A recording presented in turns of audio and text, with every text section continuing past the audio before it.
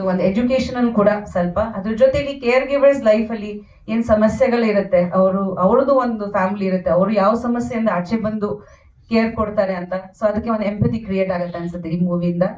So ತುಂಬಾ ವಿಷಯಗಳಿದೆ ಮೂವಿನಲ್ಲಿ. ಅದ್ರ ಜೊತೆಲಿ ಒಂದು ಬರೀ ಡಾಕ್ಯುಮೆಂಟ್ರಿ ತರ ಅಲ್ಲ ಅನ್ಕೋಬೇಡಿ, ಇದರಲ್ಲಿ ಲೈಟ್ ಮೂಮೆಂಟ್ಸ್ ಕೂಡ ಇದೆ, ಫ್ರೆಂಡ್ಶಿಪ್ ಇದೆ, ಹ್ಯೂಮನ್ ರಿಲೇಷನ್ಸ್ ಬಗ್ಗೆ ಕೂಡ ಇದೆ.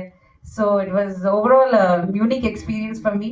ತುಂಬಾ ಖುಷಿ ಆಗ್ತಿದೆ ಯಾಕಂದ್ರೆ ನಾವು ಕನ್ನಡ ಅಂಡ್ ಹಿಂದಿ ವರ್ಷನ್ ಮಾಡಿದೀವಿ and first time I think ನನ್ನ ಸಿನಿಮಾ ಕಾನ್ಸ್ಗೆ ಪ್ರೀಮಿಯರ್ ಆಗ್ತಿದೆ ಅಂತ ತುಂಬಾ ಖುಷಿ ಆಗ್ತಿದೆ. So it's a big honour and I am so proud of my team and thank you so much ಎಲ್ರಿಗೆ. ಎಸ್ಪೆಷಲಿ ನನ್ನ ಯಜಮಾನರು ಇಲ್ಲಿ ಕೂತಿದ್ದಾರೆ, ಅವರಿಂದಾನೇ ನಂಗೆ ತುಂಬಾ ಪ್ರೋತ್ಸಾಹ ಸಿಗುತ್ತೆ. ನಿಜವಾಗ್ಲೂ ನಾನು ಇದು ಮಾಡ್ತಾ ಇಲ್ಲ, ಬಟ್ ತುಂಬಾ ಜನ ಲೈಕ್ ಸ್ಟಕ್ ಆಗ್ಬಿಡ್ತಾರೆ ಆಫ್ಟರ್ ದಿಸ್ ನಾನು ಏನ್ ಮಾಡೋದು ಅಂತ. ಬಟ್ ಅವರಿಂದ ಒಂದ್ ದಿವಸ ನಂಗೆ ಬೋರ್ ಆಗಲ್ಲ, ಪ್ರತಿಯೊಂದು ವಿಷಯಗಳು ತಿಳ್ಕೊಂತೀನಿ.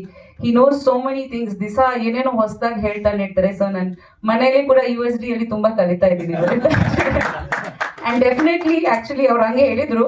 ಬಟ್ ಐ ಡೋಂಟ್ ಥಿಂಕ್ ಈ ತರ ಕ್ಯಾರೆಕ್ಟರ್ ನಂಗೆ ಮದುವೆಗಿಂತ ಮುಂಚೆ ಬಂದಿದ್ರೆ I would have been able to do justice to it, because after becoming a mother, wife and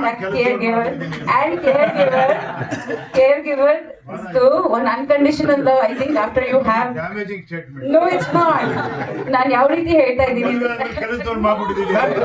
ನಾನು ಇಲ್ಲಿ ತನಕ ಎಲ್ಲರೂ ಉಪೇಂದ್ರ ಅವರಿಂದ ಇನ್ನೊಂದು ಕಲಿಬೇಕು, ಹೆಂಡತಿ ಮಾತಾಡ್ಬೇಕಾದ್ರೆ ಸೈಲೆಂಟ್ ಆಗಿರ್ಬೇಕು ಅಂತ. ಎಷ್ಟು ಸೈಲೆಂಟ್ ಆಗಿದ್ರು ಇಷ್ಟೊತ್ತು, ಫುಲ್ ಎಲ್ಲ ಸೀರಿಯಸ್ ಆಗಿ ಮಾತಾಡ್ತಿರ್ಬೇಕಾದ್ರೆ ಸೈಲೆಂಟ್ ಆಗಿದ್ರು.